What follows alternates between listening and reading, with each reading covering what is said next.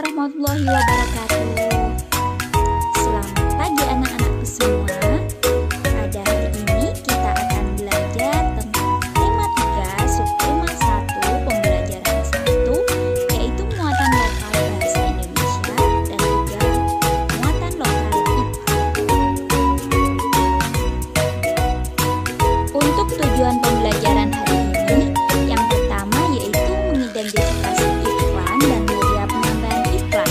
Kemudian yang kedua yaitu menjelaskan organ pencernaan hewan serta fungsinya. Nah, kita lihat yuk gambar yang ada di hadapan kalian. Itu gambar apa ya? Betul, itu merupakan gambar sayuran serta buah-buahan. Nah, apakah kamu selalu makan makanan seperti gambar ini? Wah, kalau iya, itu bagus sekali. Teruskan kebiasaanmu dalam makan buah dan sayur. Kalau belum, mulai sekarang kamu harus makan buah dan sayur. Belajar untuk makan buah dan sayur karena itu sangat bagus untuk kesehatan kalian. Makanan yang sehat dan bergizi dapat menjaga kesehatan organ pencernaan. Biasanya kita mengenal jenis bahan makanan dari promosi yang disajikan dalam bentuk iklan. Apa sih iklan itu? Perhatikan, kita akan belajar tentang iklan. Nah, iklan merupakan suatu pesan tentang keunggulan suatu produk atau jasa yang ditujukan kepada masyarakat. Jadi, iklan itu fungsinya membujuk orang-orang agar tertarik dengan barang atau jasa yang ditawarkan. Iklan biasanya dipasang di tempat umum dengan menggunakan kalimat yang singkat, jelas, dan menarik. Nah, selain itu, iklan juga menggunakan gambar yang sesuai dengan isi iklan. Jadi, kalau ada iklan yang tentang makanan sehat, maka kalimatnya juga tentang makanan sehat. Gambarnya juga tentang makanan sehat. Jadi, saling berhubungan ya antara tulisan, kalimat, serta gambar pada iklan tersebut. Nah, ada 2 media penyampaian iklan, yaitu yang pertama media cetak. Kemudian yang kedua adalah media elektronik. Untuk contoh dari media cetak, yaitu ada surat kabar, koran, serta majalah. Contoh media elektronik yaitu radio dan televisi. Nah, iklan disajikan secara menarik dengan kata kunci dan gambar yang sesuai dengan tujuan iklan tersebut. Jadi, kata kunci dalam sebuah iklan adalah kata-kata inti dari iklan. Ketika kita membuat satu kalimat iklan, itu artinya mempunyai satu kata kunci yang menjadi inti dari iklan tersebut. Jadi, kata kunci dalam suatu iklan merupakan kata-kata inti dari iklan ya. Nah, kita perhatikan contoh iklan berikut. Kita lihat pada gambar, itu ada anak sedang memakan buah ya. Dan ada kalimatnya yang berisi makanan sehat dan bergizi penting untuk pertumbuhan otak anak Anda. Jadi kita bisa lihat kata kunci dari iklan di samping adalah pertumbuhan otak anak. Sedangkan tujuan iklan di samping yaitu mengajak masyarakat mau mengkonsumsi makanan yang sehat dan bergizi demi pertumbuhan otak anak-anaknya. Nah, kita lihat ini ada gambar sapi. Tahukah kalian apa itu makanan sapi? Nah, kita bisa lihat ya, sapi itu memakan rumput.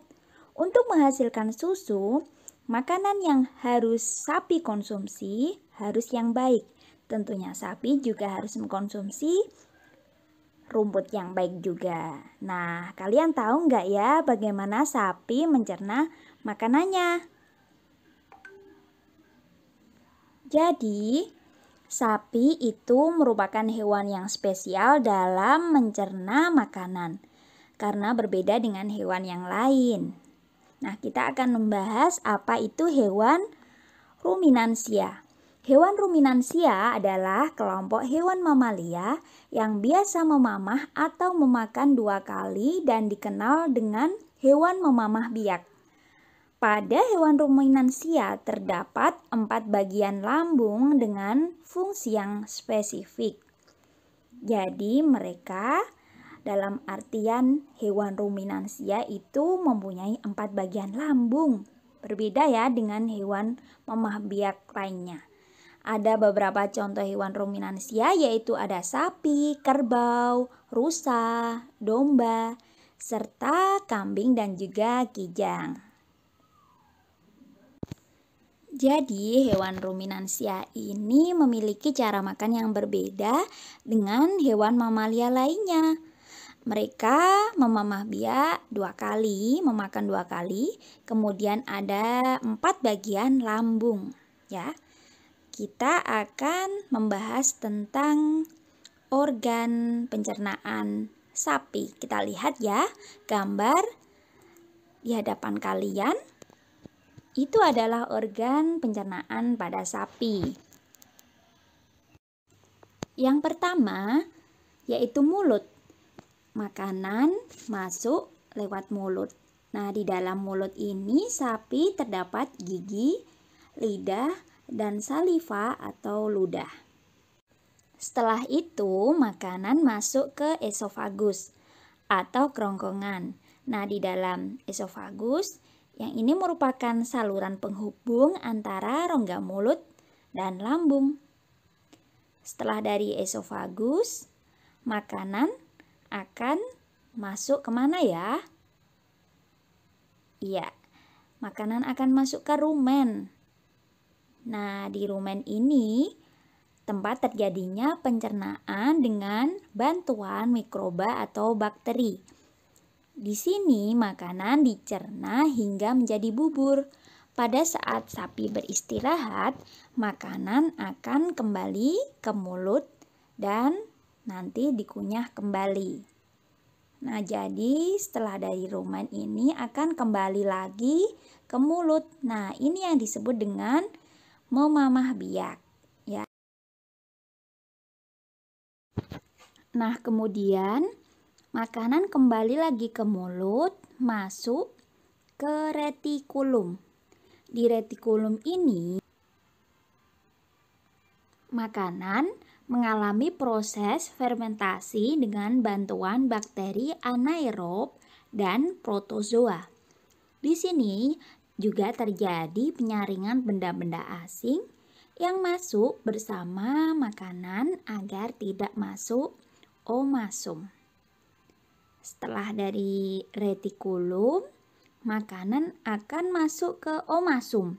Nah, di omasum ini makanan dicerna dengan bantuan enzim pencernaan. Setelah dari omasum, makanan masuk ke abomasum. Di abomasum ini merupakan perut yang sebenarnya. Jadi, di sini makanan dicerna dengan bantuan enzim-enzim pencernaan. Nah, jadi ada 4 ya lambung pencernaan pada sapi, yaitu ada rumen, kemudian ada retikulum, ada abomasum, kemudian ada omasum.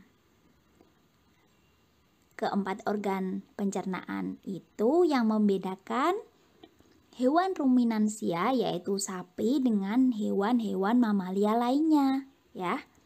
Kita bisa lihat ada beberapa alur pencernaan sapi yang sangat berbeda dengan hewan-hewan lainnya.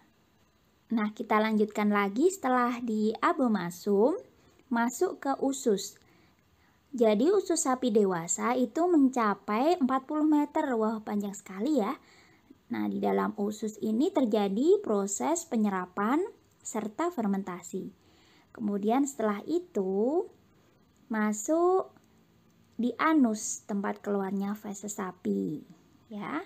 Jadi ini merupakan gambar pencernaan dari organ sapi. Kita bisa lihat alur pencernaan pada hewan ruminansia.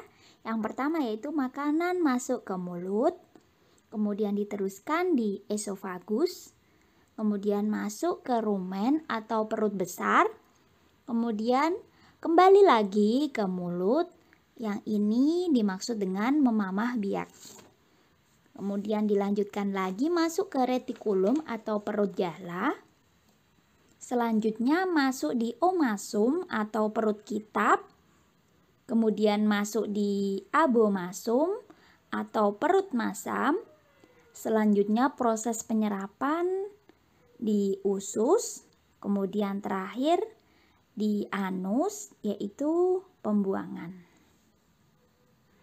Baik anak-anak, demikian pembelajaran untuk hari ini. Terima kasih, sampai jumpa lagi di pertemuan selanjutnya. Tetap semangat dan patuhi protokol kesehatan ya. Wassalamualaikum warahmatullahi wabarakatuh.